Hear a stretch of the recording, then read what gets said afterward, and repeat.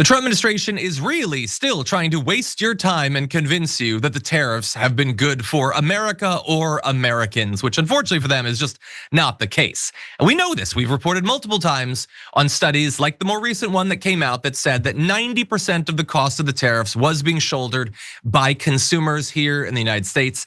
And Trump and his lackeys are not at all happy about that study being done or being reported on, or that more and more people understand the effect that the tariffs are having. And they've tried to fight back against it in a couple different ways. The first is that Donald Trump very calmly went to Truth Social and posted this message in all caps saying the United States trade deficit has been reduced by 78% because of the tariffs being charged to other companies and countries, which again is not who is paying it, he's just lying.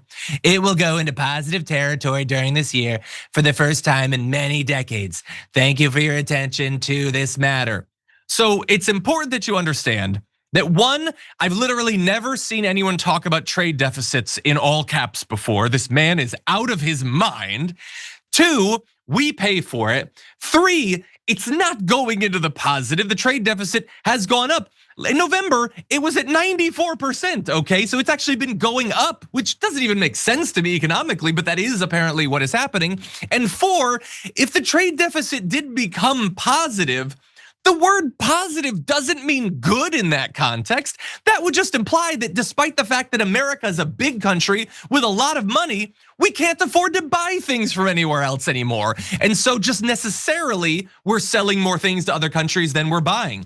It's not necessarily a bad thing that we feel economically secure enough to buy Canadian liquor or whatever. And so what in that message is not a lie, which leaves very little, is a massive misunderstanding of what literally any of these economic concepts actually mean. So as I said, the trade deficit was up. It was higher than a year ago, despite all the tariffs. Again, I don't even necessarily understand that. But if misinformation isn't gonna work, how about a little bit of strike back? And we have Kevin Hassett, who's gonna engage in a little bit of that. We saw an inflation number last week, 2.4%. If it is being shouldered by US firms and consumers, US firms are eating some of it, or consumers it's being offset by something else, whether it's lower gas prices or something else, because just in the numbers themselves, that doesn't hold water. Yes. Right? Yeah, I mean, the paper is an embarrassment. It's, I think, the worst paper I've ever seen in the history of the Federal Reserve System. The people associated with this paper should presumably be disciplined, because what they've done is they've put out a conclusion which has created a lot of news that's highly partisan, based on analysis that wouldn't be accepted in a first semester econ class.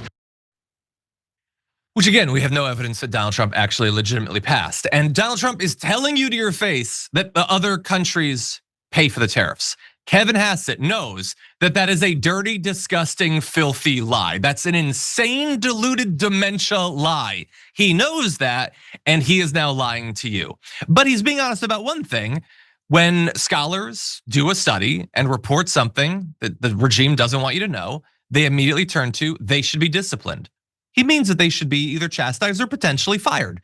They should lose their jobs because they said something that, albeit true, the Trump administration doesn't like you to know.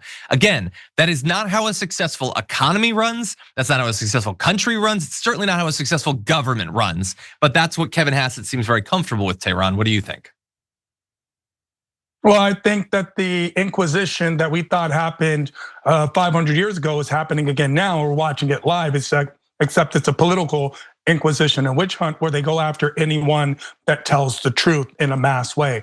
Secondly, we know that the economy is not doing good, and even Kevin Hassett knows this. Look at the tie he was wearing. That was not a good tie. That is not a normal Kevin Hassett tie. That was a cheap tie. That was a tariff tie, okay? That is not the way we should be going forward as a country. Everyone keeps trying to tell us how good the economy is, and yet when we open the refrigerator, we see no food. Where's all this food that we should be having? The tariffs are clearly affecting us.